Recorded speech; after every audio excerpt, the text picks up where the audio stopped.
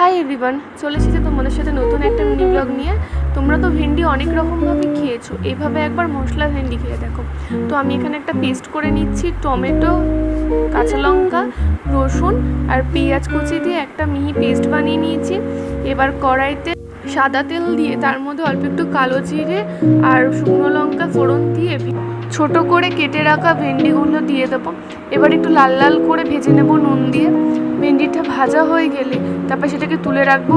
কড়াইতে আবারও কিছুটা তেল দিয়ে তারপর দিয়ে দেবো পেঁয়াজ কুচি। পেঁয়াজটা যখন একটু ভাজা ভাজা হয়ে আসবে তখন ওই পেস্ট করা মশলাটা দিয়ে দেবো। তারপর জিরে গুঁড়ো, হলুদ গুঁড়ো আর লঙ্কার গুঁড়ো দিয়ে ভালো করে মশলাটাকে কষিয়ে নেবো।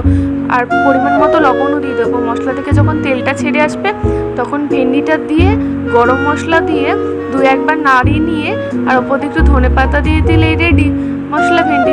ভিডিওটা ভালো লাগলে লাইক আর সাবস্ক্রাইব